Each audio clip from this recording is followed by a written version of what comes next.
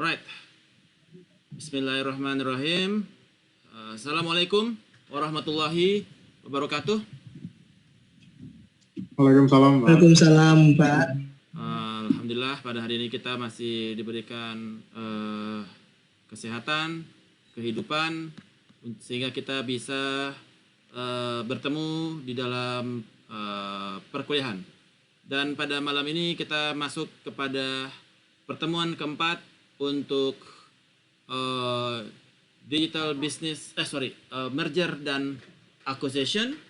Dan pada malam ini kita masuk ke dalam topik yaitu merger and acquisition dividend based valuation approach.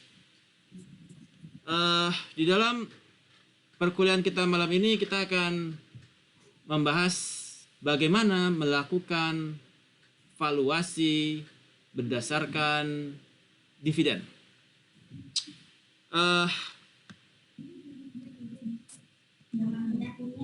Ini kayak tutup di sini. Ini naikinnya gimana ya? Kenapa nggak naik dia? Ini di sini kah? Ini sini gangguin. Di sini. Oke.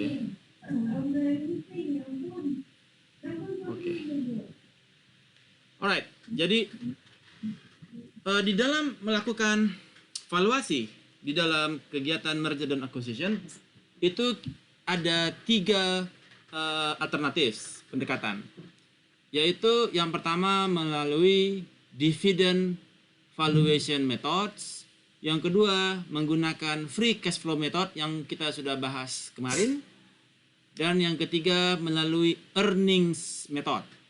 Ya. Untuk data di dalam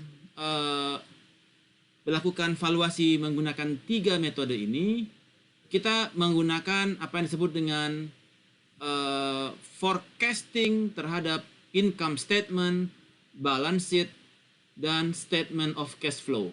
Jadi kita melakukan forecasting dan membangun pro forma income statement, balance sheet, dan cash flow statement. Dalam rangka bagi kita untuk mengetahui berapakah firm value yang dimiliki oleh perusahaan yang akan kita akuisisi tersebut. Nah, the dividend based valuation approach itu fokus kepada wealth distribution itu kepada para shareholders, ya. Yang mana approach ini akan mendetermine berapakah share values, ya, sebagai present value of cash flow that the shareholder akan terima. Kemudian cash flow based valuation itu fokus kepada free cash flow generation. Kita membangun free cash flow yang mana jadi kalau dividen dia fokus kepada present value dari dividen yang di-receive oleh shareholders. Sementara kalau cash flow valuation dia fokus kepada present value atas free cash flow dari cash flow from operating, investing, dan financing. Dan earning approach, earning based valuation fokus kepada wealth creation. Nanti kita akan bahas di Selasa depan. Alright. Kemudian di dalam dividend approach untuk menghitung firm value itu kita menggunakan CAPM sebagai discount rate terhadap dividen pro forma dividen tersebut, ya. Jadi kita menggunakan capital asset pricing model. Yang mana capital asset pricing model ini merupakan expected return dari portofolio yang kita miliki. Yaitu expected return ini berdasarkan risk free ditambah expected return dari risk free yang antara lain pilihannya adalah BI rate dan surat utang negara. Kemudian ditambahkan beta dikali market return dari indeks, baik itu IHSG kalau di luar negeri pakai S&P atau Hang Seng, Dow Jones, ya, dikurangi risk free return, expected return dari risk free aset. Jadi kalau betanya dia sama dengan 1, berarti dia equal dengan jika betanya sama dengan 1, berarti return dari portofolio yang dimiliki oleh perusahaan tersebut adalah equal dengan indeks IHSG. Jadi misalkan IHSG 13%, dia juga 13%. Ya. Kalau betanya dia di bawah 1, artinya dia lebih kecil daripada indeks IHSG terhadap dia punya portofolio.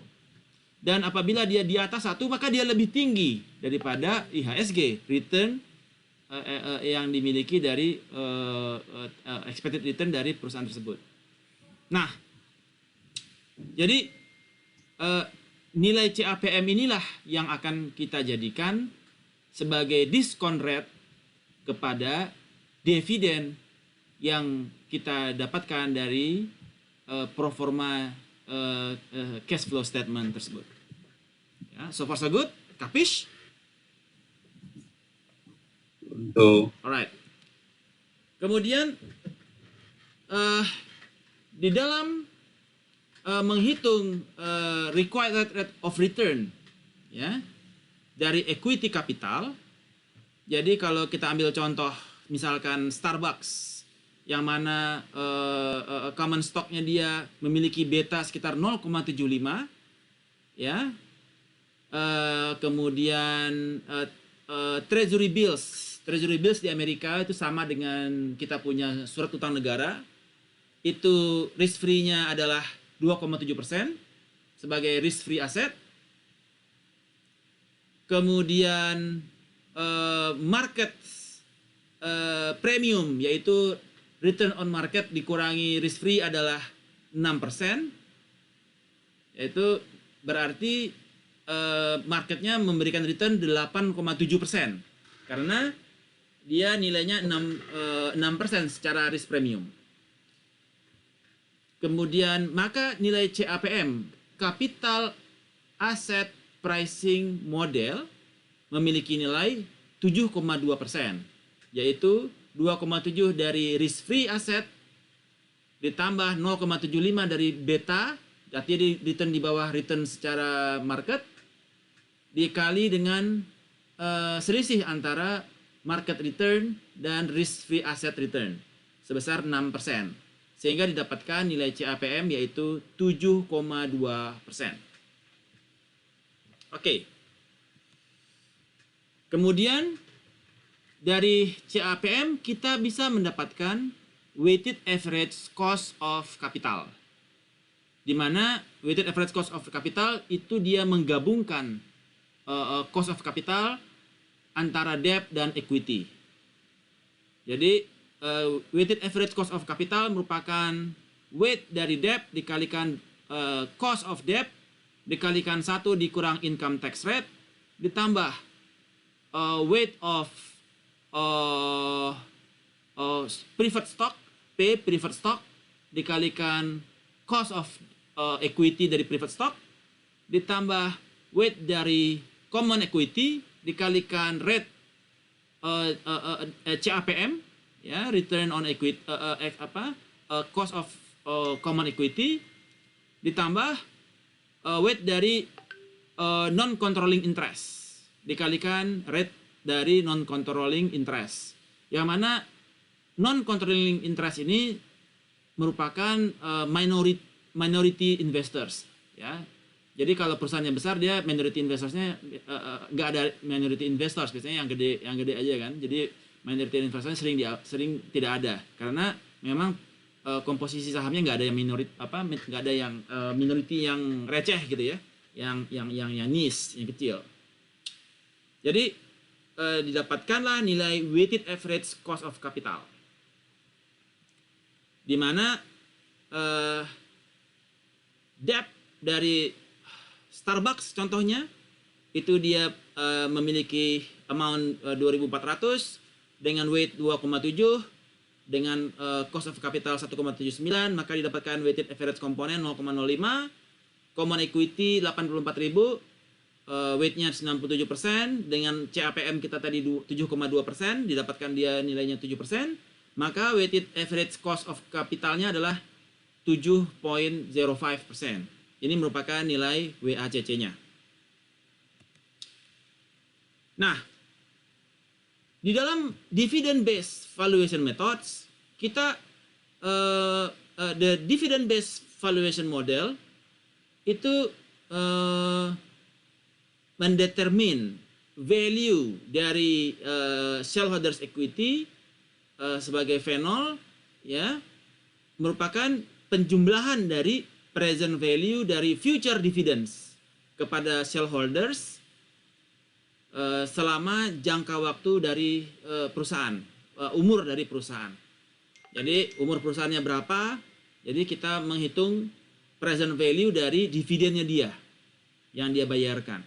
Ya. The dividend based valuation model itu termasuk di dalamnya dividends yang kita catat dengan sebagai D. That encompass terdiri dari net cash flow from firm to shareholders, periodic dividend payment. Jadi ada net income di sana, kemudian ada return earning, maka kita mendapatkan selisihnya berupa dividen, ya. And kemudian kita discount stream dari future dividends kita present value kan menggunakan required common equity capital, yaitu common equity artinya CAPM, ya, karena CAPM kepada equity, common equity, ya. Dan kita dapatkan pendekatannya seperti ini. Jadi value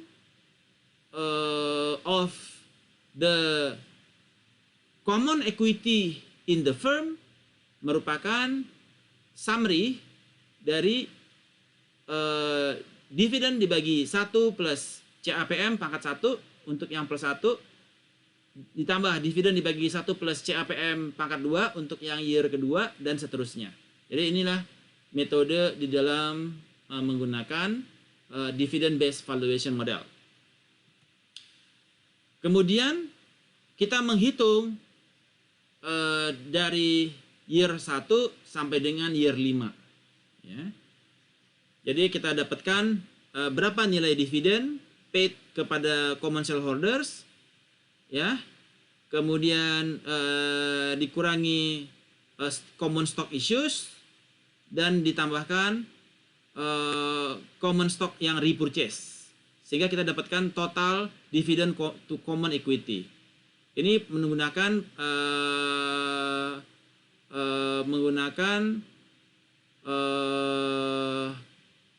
pendekatan berdasarkan stock issues dan stock repurchase. Pendekatan lainnya juga bisa menggunakan comprehensive income, ya. Comprehensive income yang diatribute kepada common equity, yaitu nilainya 2,794 dan sampai tahun kelima, ditambahkan beginning book value. Jadi book value dari common equity berapa nilainya? 5,8 dikurangi ending value dari common equity, sehingga didapatkan nilainya yang sama, 3,839. Di sini juga 3,839. Jadi ada dua metode dalam menghitung total dividen kepada common equity. Kemudian di tahun ke-6, nah kita menghitung. Pak Jerry tanya, Pak Jerry. Yes, silakan.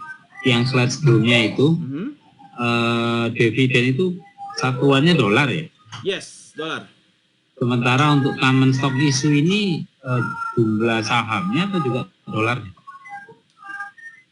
Ini dia juga, ini issues yang ini nggak dihitung. Jadi itu cuma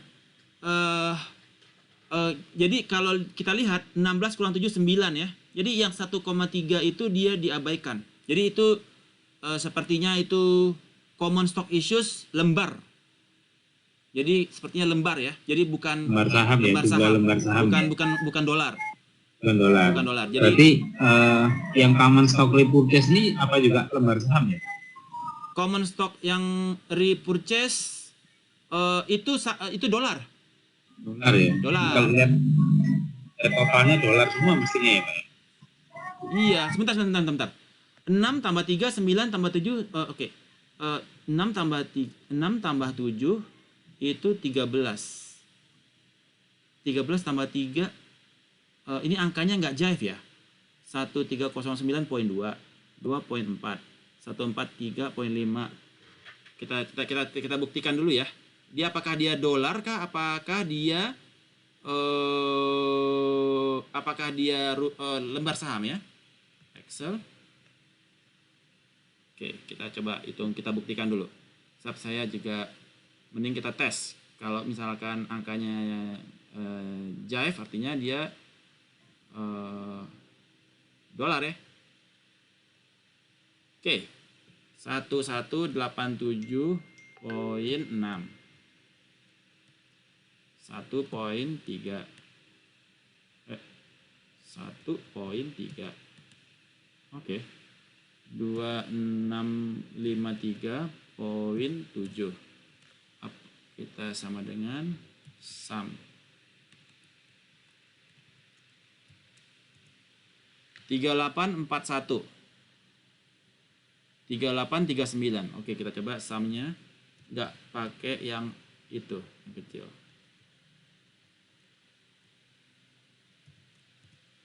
$3840. Ya, sepertinya dia bukan dolar, lembar saham. Tapi kenapa? Bapak, Ya. ini bukannya min 1,3 ya? Minus ya. Oke. Iya Pak. Iya Pak. Sama berarti. Minus. Aduh. Untung ada matanya yang jeli ya. Ini dikurang ini ditambah ini. Ya, betul. Jadi Ya, memang benar. dolar. Kok kecil ya? 1,3 dia issues sedikit sekali ya. Kesannya atau itu mungkin ini Pak, tetap itu dividen tapi dari saham yang diterbitkan gitu kali. Jadi yang dihitung dividen dari saham yang diterbitkan pada tahun itu, bukan jumlah lembar sahamnya ya, tapi dividen yang diterbitkan pada tahun itu mungkin. Jadi dari saham yang diterbitkan di tahun itu dia bayarkan dividennya ya, karena dia betul, issues saham baru di tahun itu. Betul. Tahun itu. Kemudian yang repurchase yang di tahun itu ya.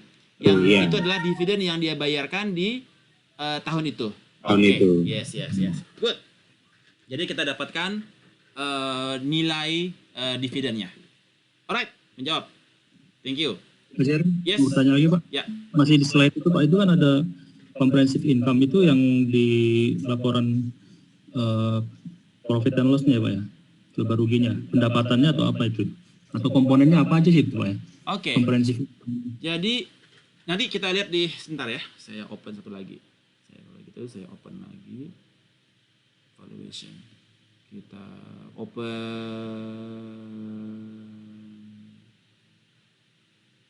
valuation. Oke, jadi kita buka di sini ya. Jadi tadi berapa nilainya itu? 2, berapa? 2,794 ya. Oke. Di income statement. Bentar, ini kecil banget.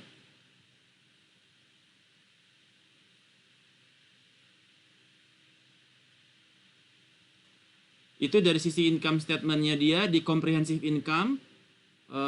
Sebentar, income statement 2,7.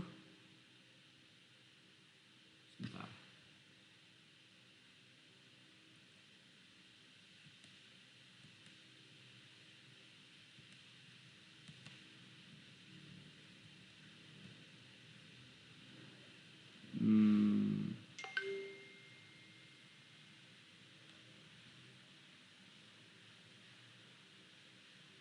Net income including comprehensive income.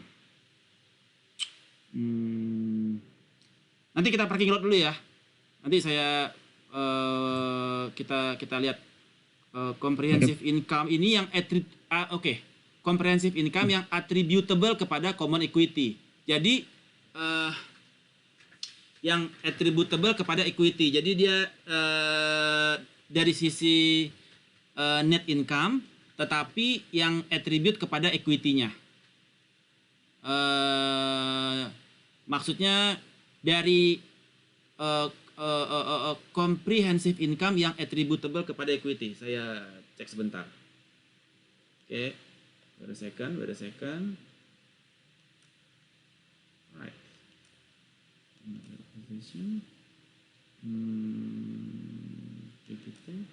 Sorry. Oke.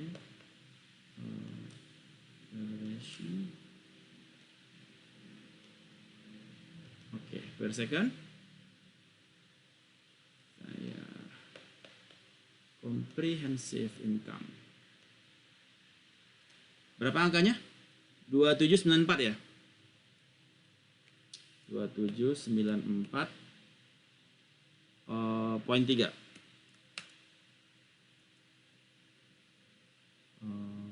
2 koma ya.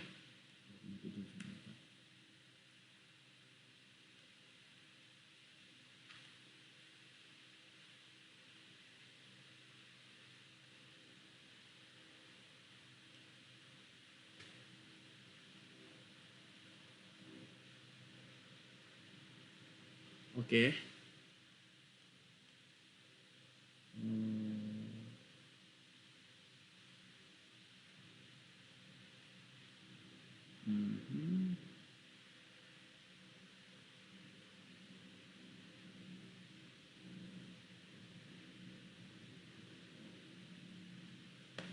Oke, jadi itu adalah ya net income yang atributnya kepada common shareholder. Jadi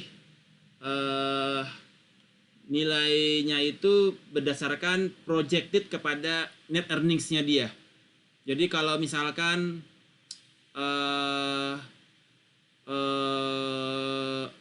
kita ada earnings project ada, jadi kita melakukan proyeksi kepada net earnings dari perusahaan. Jadi kalau misalkan kita ada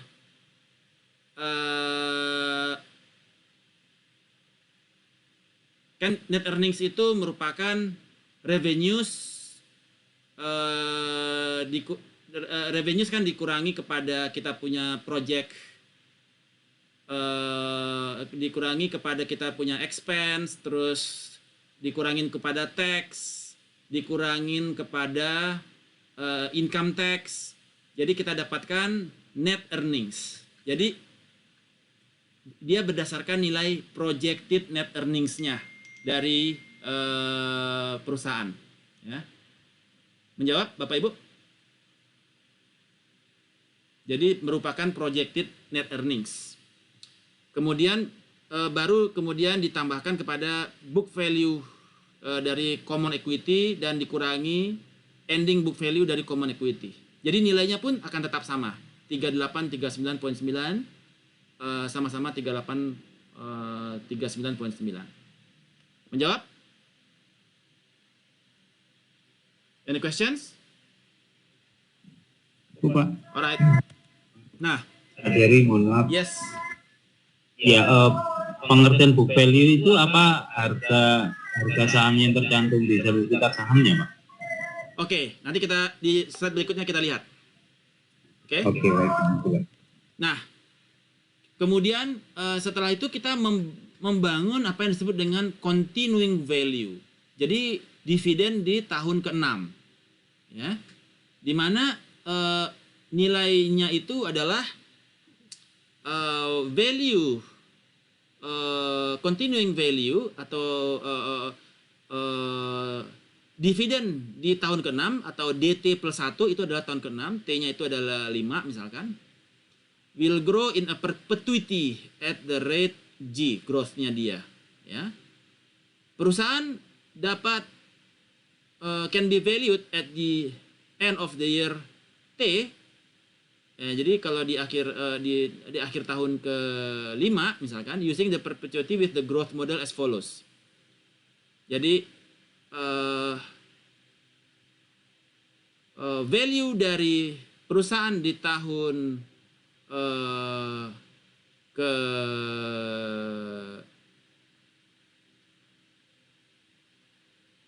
6 sama dengan dividen di tahun ke-6 dibagi CAPM dikurangi dari growth modelnya dia.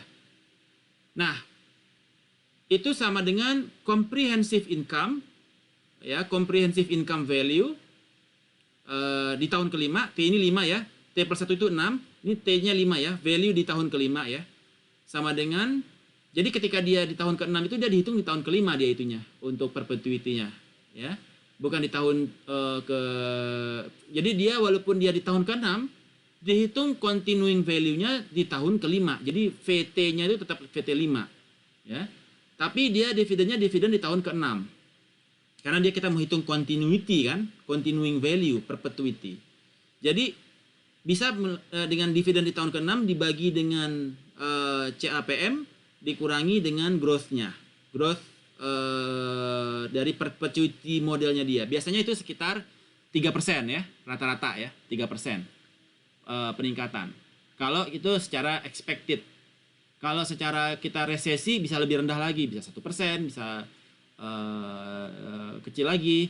Atau kalau ketika kita berekspektasi itu adalah kondisinya booming, maka dia bisa lebih tinggi daripada 3%. Kemudian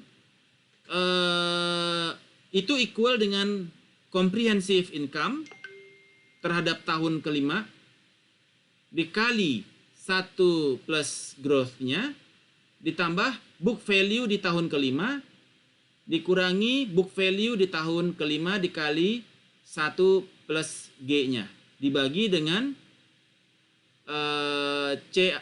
CAPM dikurangi growth rate. Ya. So ini menjadi acuan kepada rumus continuing value. Tetapi kalau RE di sini apabila dia kepada common equity maka CAPM, tapi apabila dia kepada debt dan equity bergabung maka dia kepada weighted average cost of capital. Jadi nilai RE ini expected return tergantung apakah ini berdasarkan common equity atau both debt dan common equity. Tapi untuk kasus Starbucks dia common equity ya. Jadi dia menggunakan CAPM bukan WACC. Oke.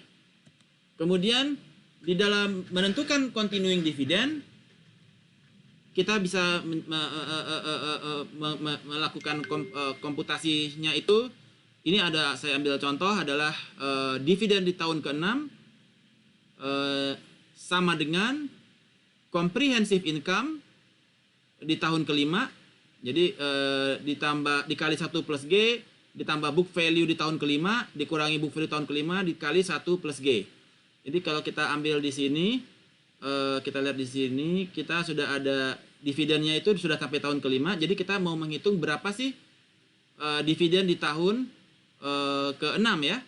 Jadi secara dividen from common equity kita sudah dapat.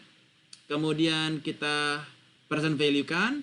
Nah, ini sudah sampai tahun kelima. Nah, untuk di tahun ke-6 tahun ke-6 dividen adalah roundings atau pembulatan dari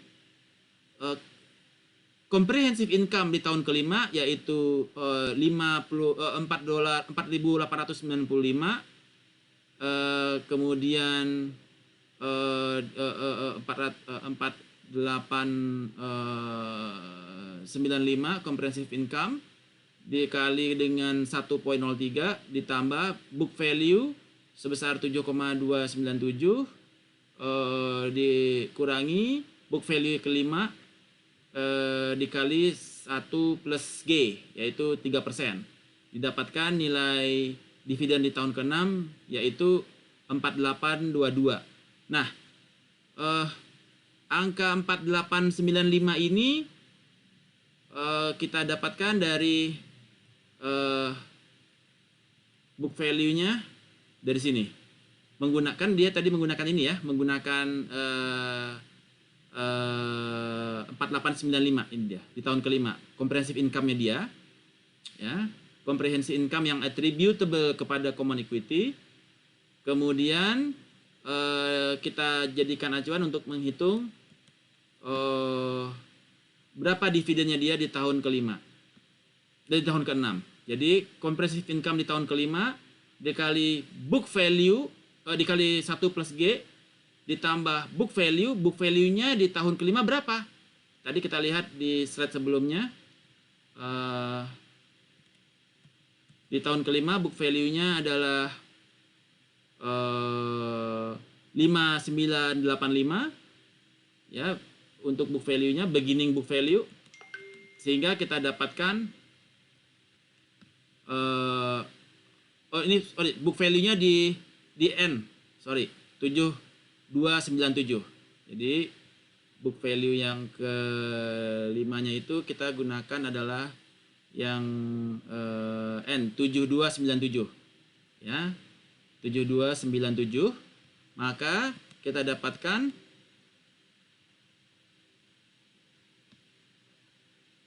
dikurangi book value kelima ditambah dengan G, sehingga kita dapatkan nilai dividennya di tahun ke-6 adalah 4822.9 million. Setelah kita dapatkan nilai dividen, baru kita menghitung continuing value untuk perpetuity-nya, sama dengan nilai dividen dikali dengan 1 per CAPM dikurangi growth perpetuity-nya dia. Sehingga kita bisa dapatkan continuing value adalah 114.000 juta US dollar. Ini adalah continuing value-nya dia secara perpetuity. Setelah itu baru kita present value-kan nilai continuing value-nya, yaitu 114.831 juta US dollar dibagi 1 plus CAPM pangkat 5, karena kita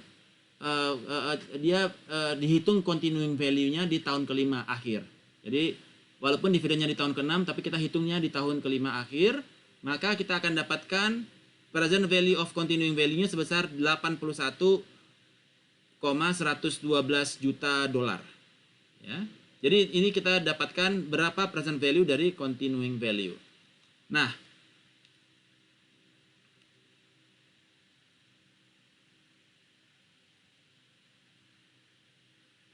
sorry.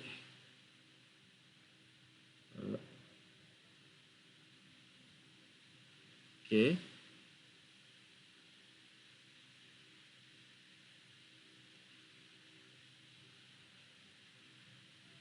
Alright.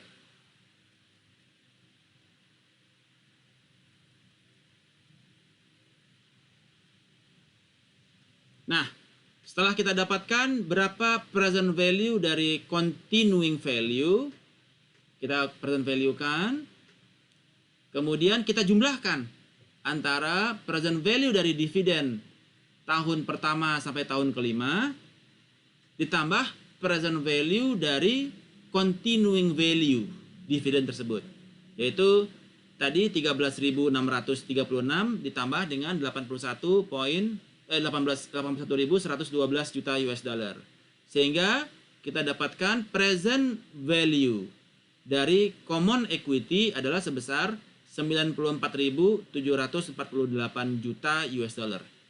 Nah, kemudian ada lagi, karena dia ada mid year discount, maka ada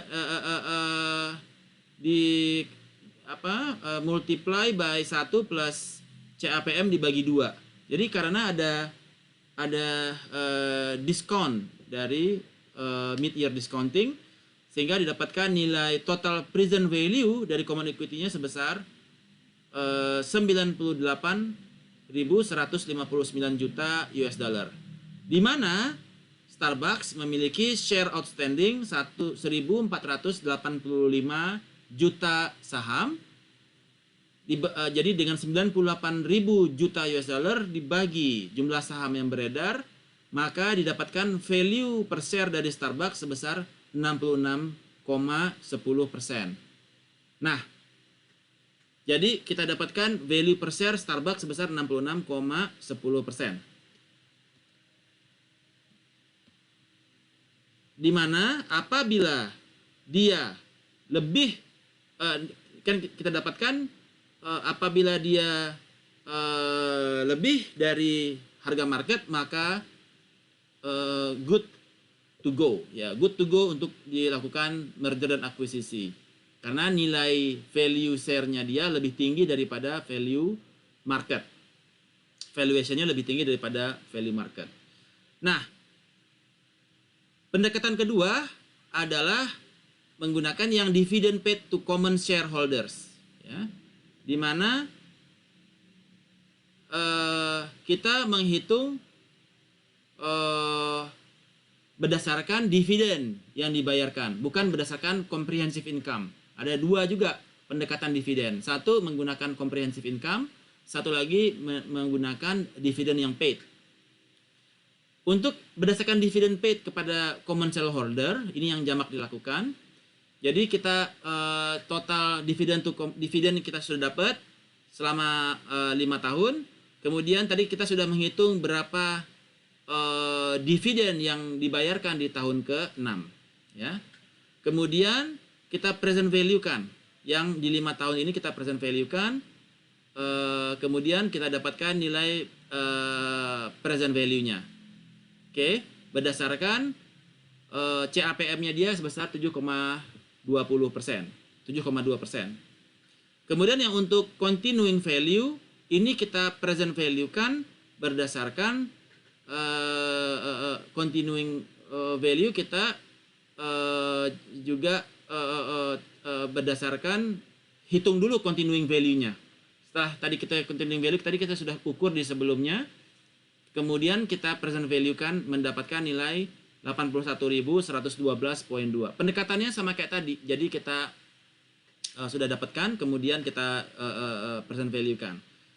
Kemudian kita hitung totalnya 94.000, kemudian ada mid-year discount, terus kita dapatkan nilainya 98 dengan outstanding shares 145, maka estimated value per share-nya pun sama, $66.10 per lembar saham.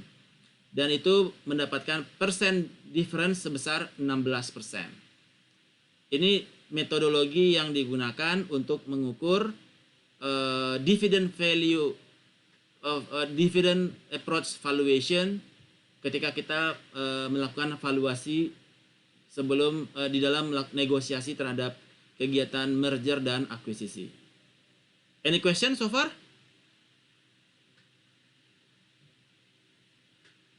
Any questions? Kapish? Jadi, Yes. ya, dengan angka 16% ini Pak, persen diferensinya ini, kalau membacanya itu misalnya kita menawarkan ke pemegang saham kita ya, kan kini kita kan posisinya sebagai biddernya Pak ya, Ya. yang akan membeli. Nah ini ketika kita menawarkan angka persen diferensinya 16% ini, itu berarti apa gitu Pak ya? Jadi, Penjelasan. oke. Nah, Jadi kita sekarang posisinya sebagai buyer ya. Kita ambil posisi kita sebagai buyer, kita melihat ini estimated value per share-nya dia lebih tinggi daripada current share price-nya dia. Artinya dia undervalued. Ya, undervalued. Kalau dia misalkan sama-sama oke, sekarang share price-nya 56. Ternyata current share price juga 56. Itu at par. Sama. At par, sama-sama $56. Tapi kalau dia 56, tapi secara ketika kita value dia 66, artinya ini harga sahamnya undervalued. Masih di bawah harga valuasi kita, undervalued. Nah, tapi kalau kita ternyata harganya valuasinya dividen berdasarkan dividen approach itu dia 46, artinya nilai pasar ini udah overvalued. Nah, kita baru berminat beli tentu kalau dia undervalued. Ya. Jadi kita kan maunya untung kan? Jadi kalau dia overvalued, oke, artinya masih ada room to improve untuk dia share price-nya dia naik ke 66. Jadi ada room to improve, room of improvement. Jadi kalau kita bicara fundamental ya, kalau Anda pilih saham, Anda juga menghitung berapa dia punya value per share. Oke, saat ini berapa? Kemudian Anda hitung berdasarkan dividend approach. Anda lihat dia sebetulnya punya value per share lebih tinggi daripada dia punya value per share dia secara yang ada di harga di pasar. Nah, itu berarti dia undervalued. Ada room to improve untuk menuju kepada harga berdasarkan valuasi. Jadi arahnya dia masih bisa ada room untuk dia meningkatkan harga share-nya dia. Menjawab Pak Sula? Jawab Pak. Kenapa itu berarti di tahun 23 sampai 5 itu harus dilanjutkan juga ya Pak? Di tahun keberapa? 2, 3, 4, 5-nya juga mesti dilanjutin Pak ya. Seperti Kan yang di ini tahun kita pertama. baru kan kita melakukan valuasi ketika kita akan beli Pak. Oh berarti nggak perlu sampai tahun kelimanya gitu Pak ya? Kan kita belinya sekarang. Oke. Kalau kita belinya sekarang, kita valuasi sekarang dong. Bukan valuasi secara gradual gitu ya. Nanti kita valuasi lagi iya. ketika kita sudah beli, beda lagi Pak. Tapi ini kan kita bicara Gradual Pak ya. Tapi kan sekarang kita bicara memvaluasi untuk kita lakukan apakah kita mau ngebit atau tidak. Kemudian kalau kita mau ngebit, debit di harga berapa? Nah, misalkan harganya 46 nih. Kita valuasi 46. Anda nggak mungkin ngebitnya ke 50 kan? Valuasi Anda kan di 46. Artinya Anda ngebit di harga value per share-nya dia di 40, 36 gitu ya. Itu harga bidding Anda ya. Jadi kan kita kan nanti akan ngebit di investment bankernya di Saratoga. Karena dia yang sebagai investment bankernya bagi si Starbucks misalkan. Starbucks is for sale. Jadi kita taruh bidding, kita lakukan valuasi. Kemudian kita taruh angka bidding kita di sana. Menjawab? Pak Sula? Ya Pak, clear Pak. Oke, Thank you, Pak. good. Right. Kemudian kita lanjutkan. Nah. Oke, so Exhibit 11.8 contains the result of sensitivity analysis varying the long run growth rate of. Jadi kita hampir sama seperti kemarin. Jadi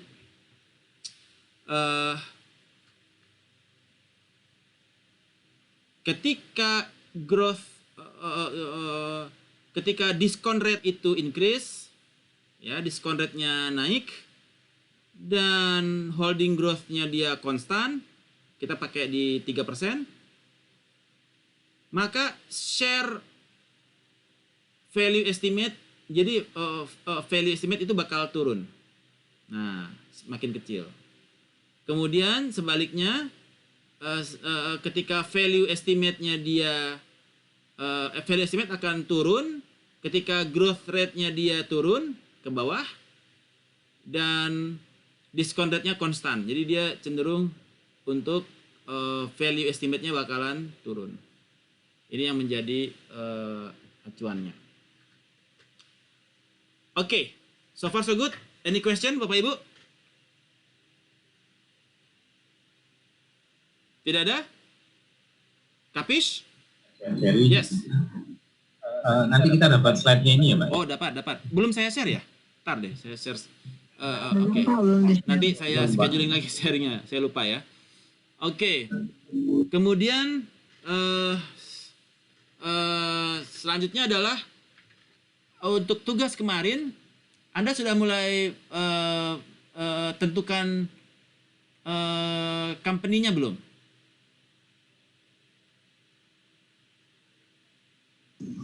Belum Nah, Pak. jadi Belum, metode Pak. pertama Anda menggunakan cash flow analysis Kemudian setelah itu Anda bandingkan dengan dia menggunakan dividend approach valuation. Jadi Anda gunakan dua metode.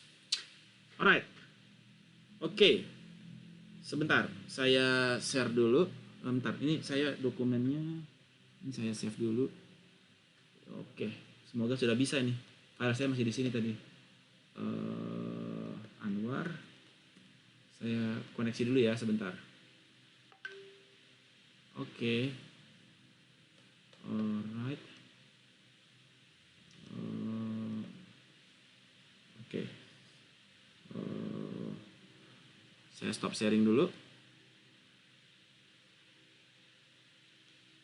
Oke, rekamannya sebentar, di hold dulu. Oke. Baik. Share screen. Oke.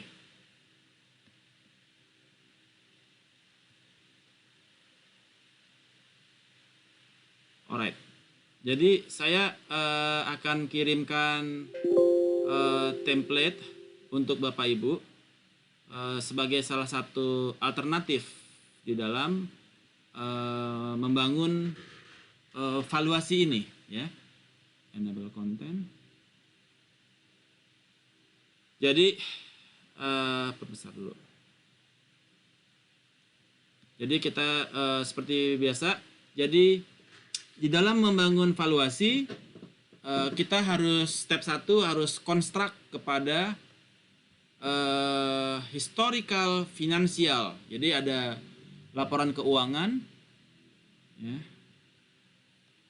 Ada laporan keuangannya baik berupa balance sheet, income statement, dan kemudian membangun cash flow analysis, ya. Kemudian step 2-nya menentukan apa yang menjadi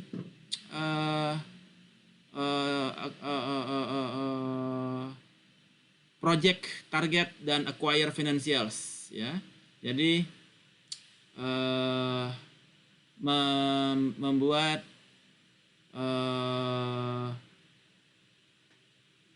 kalau kemarin yang di chapter 4 yang stepnya itu kita membangun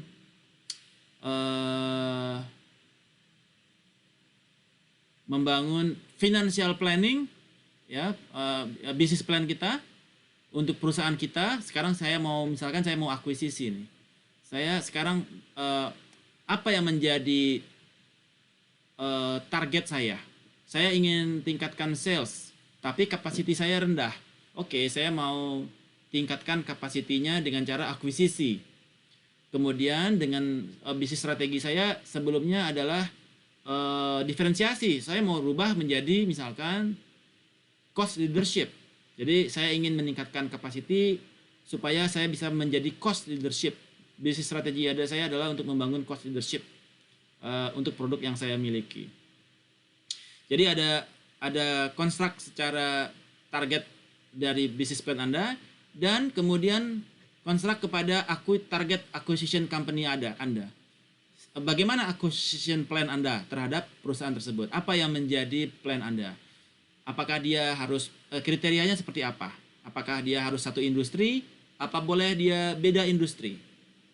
Seperti Gojek kepada Tokopedia, merger. Dia beda industri. Ataukah Anda hanya yang satu industri supaya Anda bisa cost leadership? Atau Anda mau beda industri sehingga Anda diferensiasi dan lain sebagainya. Jadi Anda set up kepada your target acquire company. Kemudian yang ketiga adalah estimate the value, ya, atas terhadap potensial sinergi yang terjadi. Kira-kira kalau terjadi peningkatan sales karena apabila saya akuisisi, kemudian order kepada mereka pindah ke saya, kemudian mesin saya bisa full capacity, ya, di sana mesinnya shutdown aja, nggak kita pakai. Di sini mesin kita full capacity, harganya jauh lebih murah daripada di sana dia cuma seperempat capacity, di kita setengah capacity, atau di sana setengah kita setengah, harganya sama-sama mahal. Mendingan pabrik di sana shutdown, kemudian order pindah ke saya, Jadi timbul sinergi. Ya.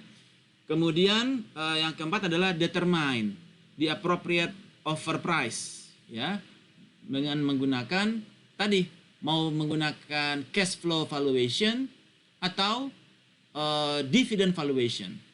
Ya. Besok Selasa kita bicara earning valuation, beda lagi. Jadi dari sana kita membangun valuation dan structuring the model. Kemudian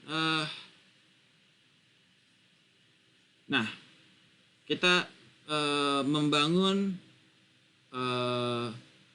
summary. Jadi ini adalah eksekutif summary-nya ya terhadap model yang kita buat. Jadi berapa transaction value yang mungkin terjadi. Kemudian form of payment-nya dia berupa stok atau cash. Kemudian sources-nya kita pakai yang mana. Ya. Kemudian goodwill-nya berapa nilai pertambahan goodwill. Kemudian secara debt berapa komposisinya debt. Kemudian performance fundamental acquire berapa price per share. Ya, ini alternatif, saya memberikan alternatif kepada Anda untuk template yang bisa digunakan. Tapi kalau Anda ingin menggunakan template yang Anda sendiri, silahkan. Ya. Kemudian earning per share. Kemudian target assumption adalah apa yang menjadi projections kepada pro forma dari income statement dan balance sheet dari your target acquisition company. Jadi kita membangun income statement dan balance sheet dan projectionnya. Dalam membangun projection, tentu saja sebagaimana yang kemarin saya sarankan untuk dua metode yang bisa Anda kombinasi, bisa menggunakan percentage method. Jadi kita kunci untuk persentase cost of goods sold ya dari income statement, kemudian kita kunci persentase dari kita punya balance sheet, kemudian kita dengan regresi kita tentukan berapa estimasi sales ya yang terjadi, sehingga kita bisa dapatkan berapa target assumption dari income statement, balance sheet, dan cash flow statement. Ya. Kemudian itu dari target income statement kita bisa bikin projectionnya. Untuk income statement yang kita buat target income statement untuk projectionnya di tahun 1, 2, 3, 4, 5 tahun ke depan, di mana kita prosentase dari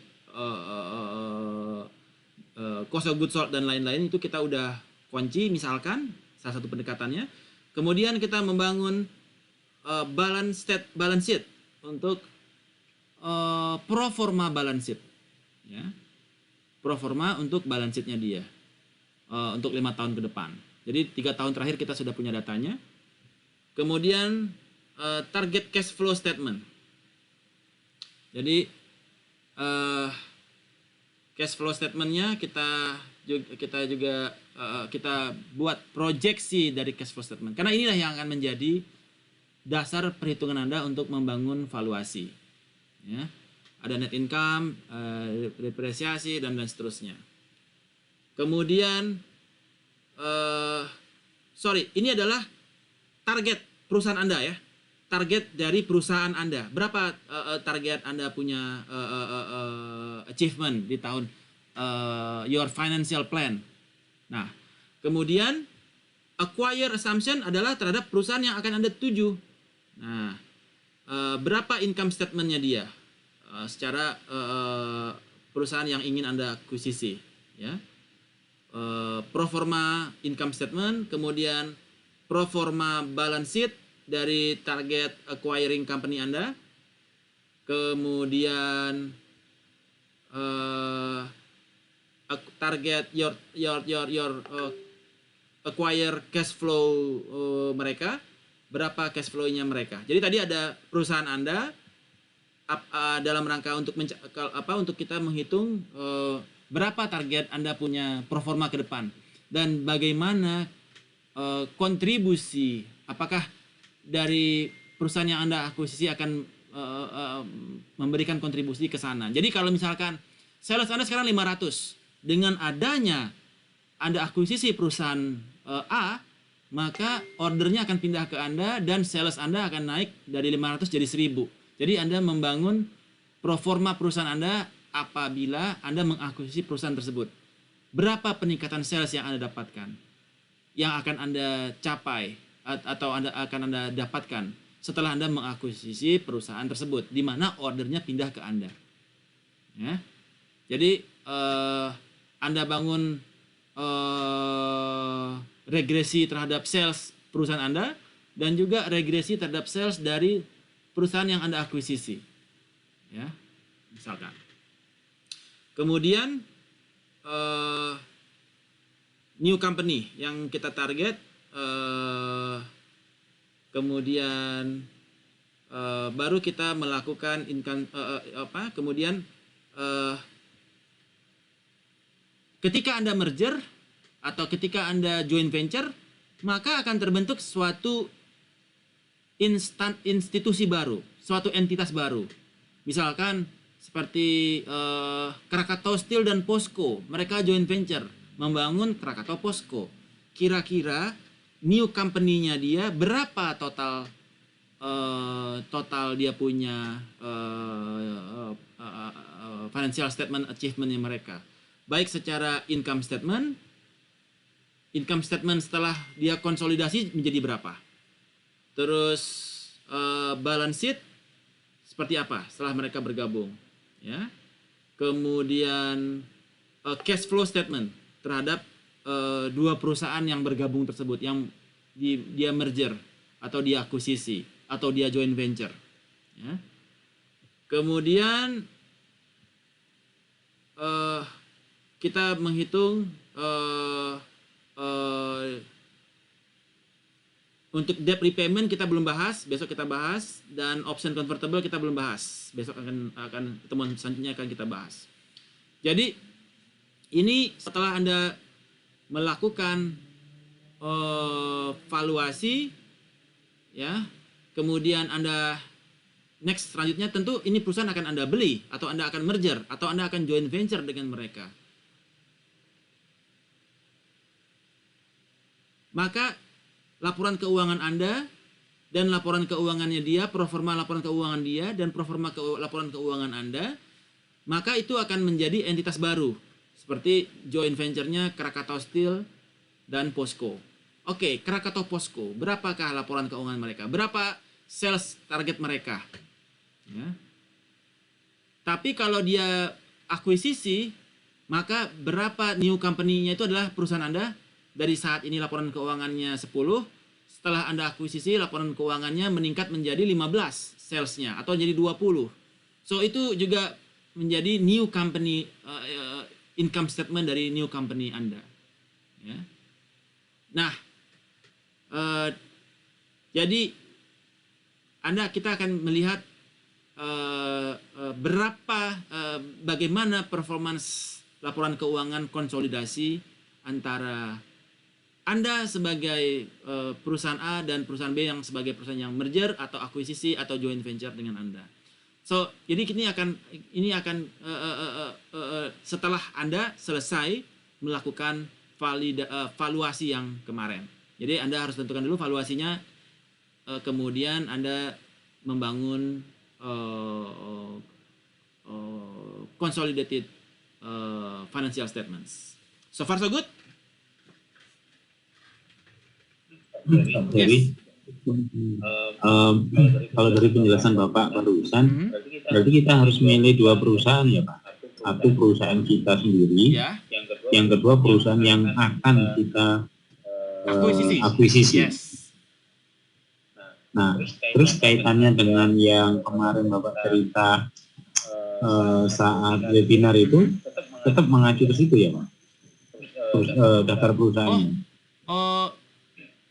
Kan kita perusahaannya nggak, kalau yang ada di webinar itu kan perusahaannya itu yang listed di BEJ. Jadi laporan keuangannya ada kan? Iya.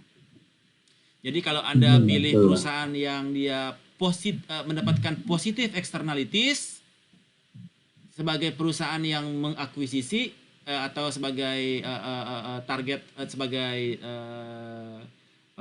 your company, kemudian ada target your acquisition company adalah yang negatively atau it's your call, ataukah apakah Anda mau unrelated ataukah Anda mau yang related. Kalau Anda mau related tentu Anda di dalam industri yang sama. Tapi kalau Anda mau unrelated, Anda mencari industri yang berbeda.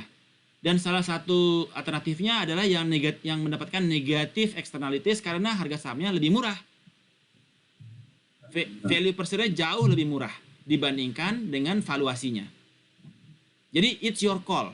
Anda pilihannya mau yang mana? Menjawab Pak Samsul? Terus, jelas Pak. Untuk waktunya kita dikasih berapa minggu ya? Ini sekarang kita sampai UAS. UAS-nya kapan ya?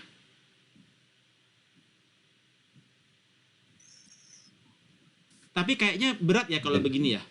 Valuasi aja udah berat ya. Berat, Pak. Kebanyakan ya. Berat, Pak. Kebanyakan ya. Ini menantang ini Pak. Ini berat, Pak. Ya ini berat. Dan waktunya juga sempit gitu, Pak. Maaf, Pak. Karena kita constraint-nya waktu ya.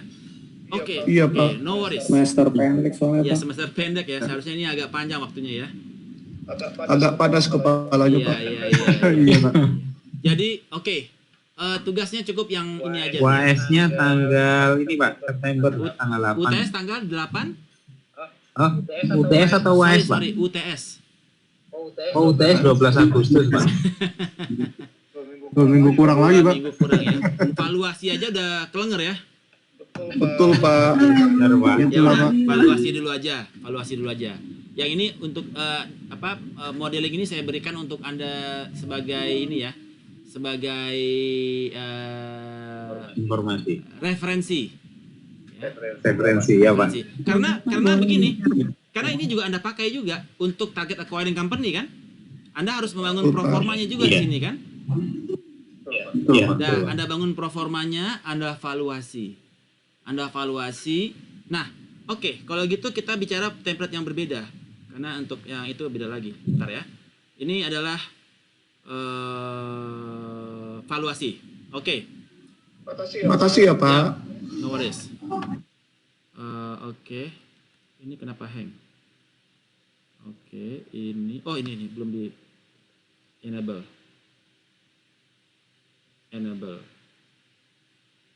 Oke. Nah. Oke. Jadi tadi itu valuasinya udah ada sama perusahaan Anda, terus kita bikin consolidated balance financial statements. Tapi kalau terlalu berat, maka kita pakai yang valuasinya aja. Kalau tadi sudah bergabung dengan valuasi ya. Nah, di sini kita untuk valuasi kita membuat satu adalah asumsi kepada financial statements pro forma. Kemudian kita income statements-nya kita bikin pro forma, balance sheet-nya kita pro forma, cash flow kita pro forma, baru kita melakukan discounted cash flow valuation, ya, untuk mengukur valuasi dari your target company. Nah, di sini ada target income statement dari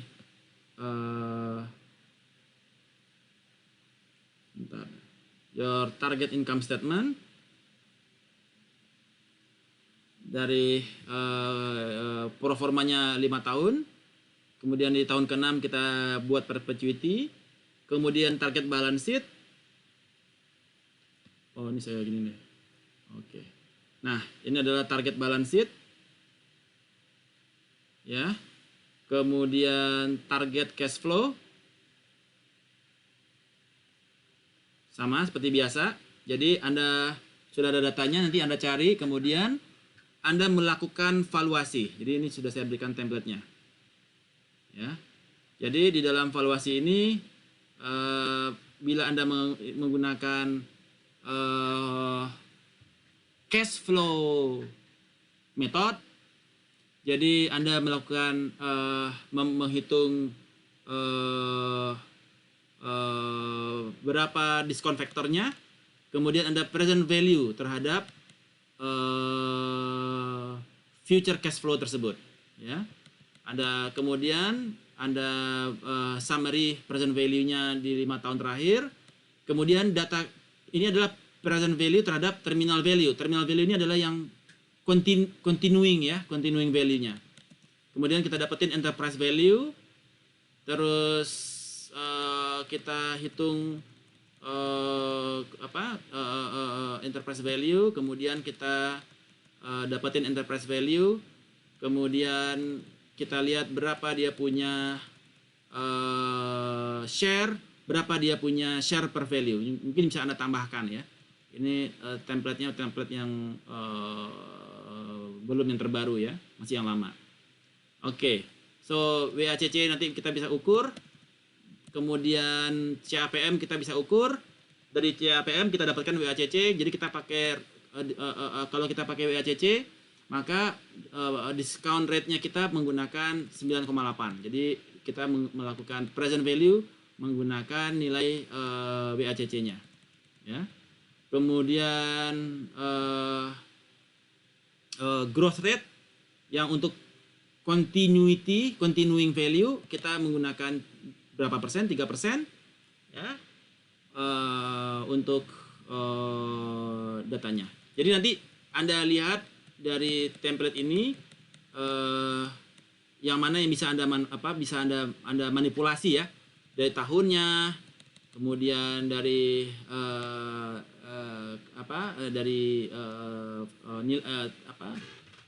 activity yang dilakukan. Jadi ada target income statement, target balance sheet, target cash flow statement. Jadi Anda nggak perlu bikin lagi, Anda cari data, tinggal Anda input, Anda melakukan berapa valuasi dari firm value dan berapa dia punya value per share-nya dia.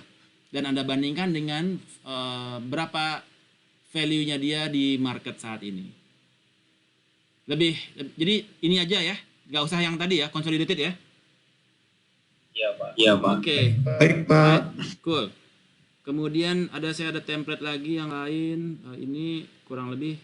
Ini yang live tag ya. Yang live tag. Kemudian ini yang tadi yang consolidated. Ini template. Yes. Template ini di share nggak Pak ke kita Pak? Saya share sekarang. Mau share sekarang kah? Iya Pak. Ya, oke. Iya, Pak. Bisa dipelajari Pak. Sambil ada post test saya share lah langsung. Ya, terima kasih Pak Juru. biar nggak kelupaan ya.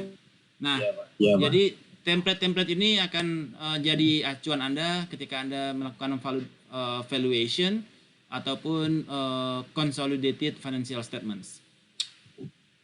Nah, ini sama seperti yang tadi ya, sama. Jadi dia ini untuk yang membangun new company yang terbentuk. New company yang terbentuk itu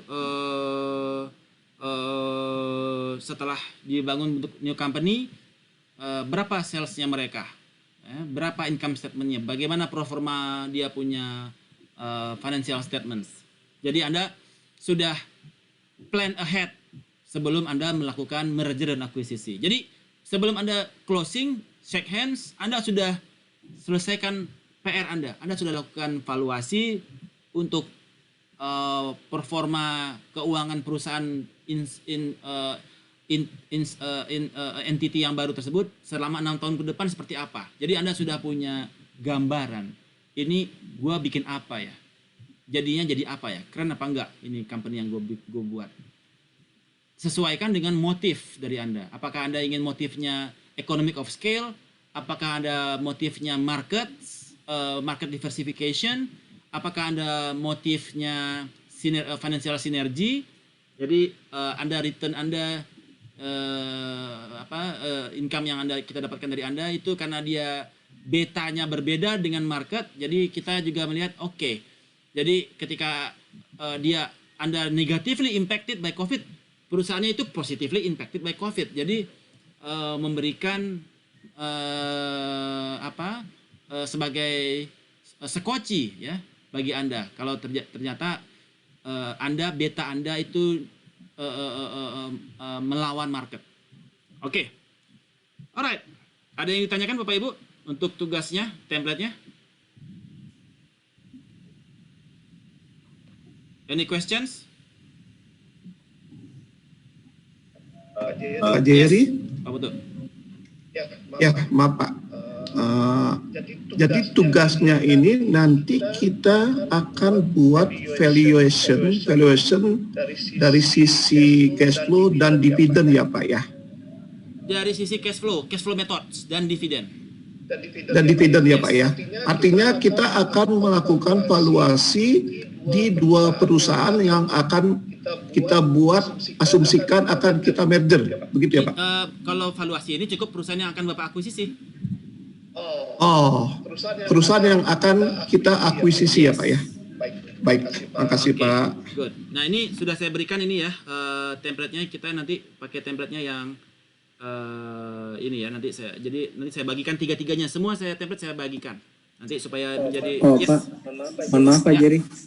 Untuk valuasinya berarti dua-duanya metode ya Pak, atau pilih salah satu Pak? Oh, Anda mau pilih salah satu aja ya? Waktunya kayaknya ini ya. Ya, saya cuma iya sih Iya Pak. sih. Tanya aja Pak. Saya berikan pilihannya kepada Anda. Apakah Anda mau pendekatan cash flow analysis atau dividend analysis? Besok Selasa juga ada earning valuation methods. Jadi oke, sementara pilihannya adalah cash flow valuation atau dividend valuation. It's your call, terserah. Siap. Terima kasih Pak Jerry. Kemudian.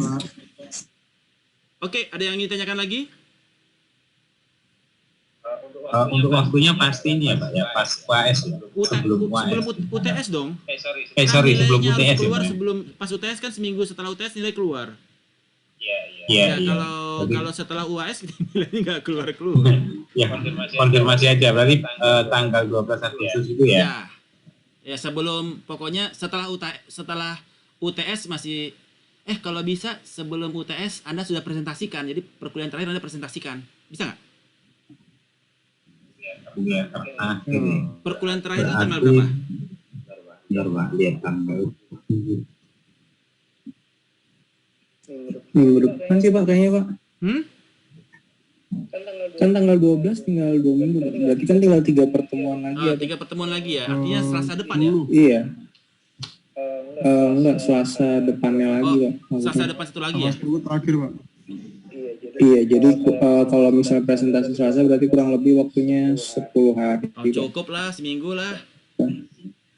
Ya kan tinggal bikin tinggal masukin balance sheet, income statement, kemudian Anda bikin pro forma sales-nya dia, kemudian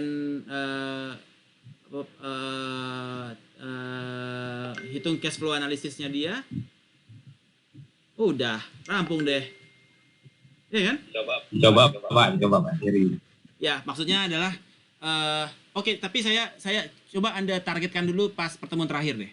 Kalau misalkan pertemuan terakhirnya nggak berhasil, at least beberapa udah maju, nanti sisanya ngumpulin setelah UTS. Tapi jangan lewat dari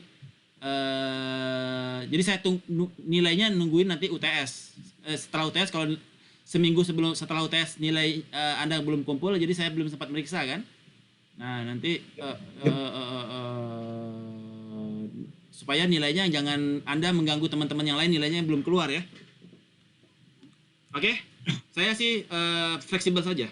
Tapi kalau bisa di minggu terakhir ada yang presentasi. Karena waktu juga sih, waktunya terlalu mepet ya. Siap. Jadi, Pak Roy. kalau untuk UTS sendiri, apa nih Pak kisi-kisinya nih Pak? Untuk UTS sendiri. Iya Pak. Pak ini UTS Pak. Kenapa Pak Putu? Apa ini sekaligus UTS saja Pak? Oh, Ya, betul. Iya benar Pak. enggak lah. Kalau UTS nanti kombinasi ya. Kombinasi kuis dan esai. Esainya itu Pak masalahnya. Esainya itu nanti ada cash flow statement, Anda menghitung valuasinya. Dengan waktu 1 minggu ya Pak ya? Enggak lah, 2 jam. Oh my gosh. Togo. Kan datanya udah diketahui Pak. Ini udah ada, tinggal Bapak tinggal menghitung dia punya ini present value. Data WACC-nya udah ada, data CAPM-nya udah ada. Bapak tinggal saya kasih Excel-nya, tinggal Bapak kalkulasi, hitung, ya kan? Ini income statement. Ini cash flow. Pakai template ini ya Pak ya? Ya. Tapi take home kan ya? Bisa. Nanti saya beri 2 jam Mbak Aini, bukan take home. 2 jam lah. Pak, take home. Kalau mau take home, artinya masing-masing saya berikan laporan keuangan yang beda-beda. 14 laporan keuangan. Mau? Boleh Ya Pak? udah, boleh. Laporan keuangan. Kalau mau take home artinya dua hari artinya ya. Kalau itu tadi Pak cuma ngitung present value aja Pak. Tadi kan Kalau yang valuasi. 2 jam. No, bukan yang UTS Pak, yang esainya Oh, Pak. yang esainya. Esainya ya valuasi, Pak. Ada 3 valuasi suruh hitung. Ada berdasarkan cash flow, berdasarkan dividen, berdasarkan earnings. Jadi kombinasi dari tiga itu Anda melakukan valuasi dengan tiga itu harus Anda bandingkan. Apakah ini perusahaan layak dibeli atau tidak? Kalau dia harganya di atas harga market, ya beli. Kalau dia di bawah harga market, artinya Anda biddingnya di bawah lagi. Kebayang? Itu berarti kalau yang misalkan ini dua itu ya Pak ya? BT? Itu kalau yang UTS-nya yang enggak take home ya Pak ya? Itu kalau UTS-nya SI. Seperti itu. Oke, baik. Enak mana? Mau take home, dari awal bikin pro forma, atau udah jadi nih laporannya, cash flow-nya, tinggal Anda hitung dividen cash flow menggunakan cash flow approach, dividend approach atau earning approach. Nah, nanti kita bahas lagi minggu depan deh. Besok kita bicara earnings valuation kan. Baik Pak. Yang jelas Baik sekarang Pak. kita kerjakan dulu tugas Anda Boleh Pak, baik. untuk Bapak aja yang menentukan ya, Pak. beda. Kalau saya lempar ke Anda juga pusing sendiri ya. Oke, baik. Tidak ada pertanyaan lagi? Kalau tidak ada pertanyaan lagi, kita post test. Sebentar. Baik Pak.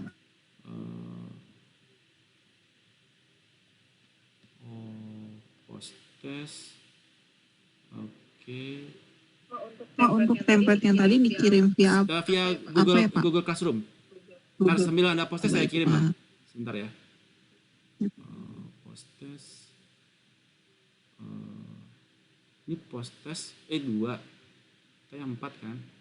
Ini karena ganti laptop saya agak kagok jadinya. Oke. Assign.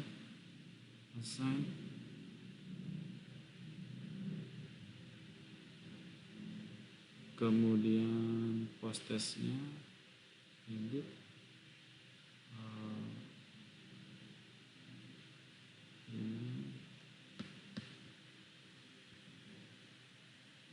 Oke. Restricted.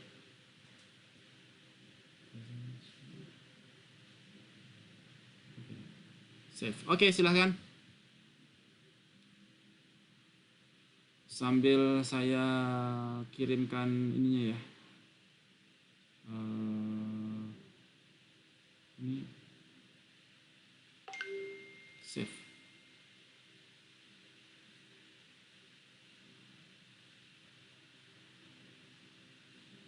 Sudah terima, Bapak Ibu? Oh, restricted lagi. Sudah terima post testnya? Oke.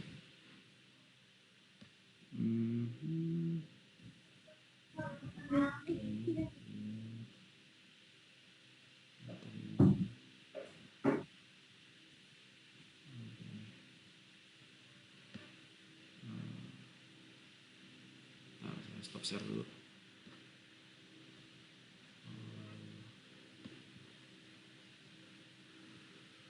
File.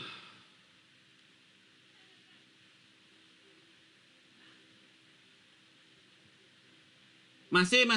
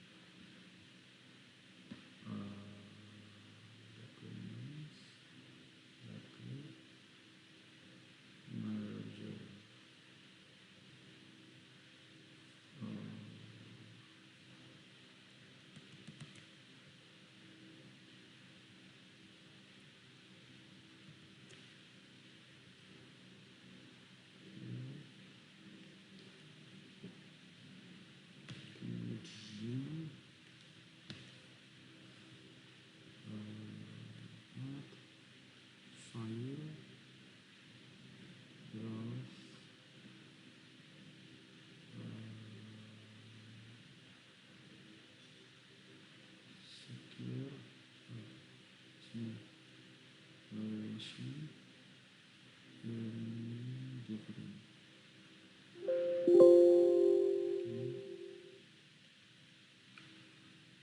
Okay.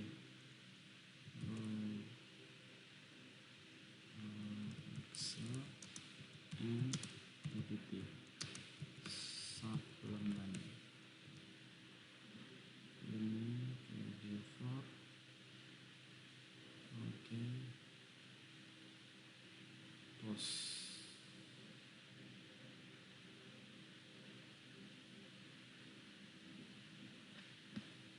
Okay, posters.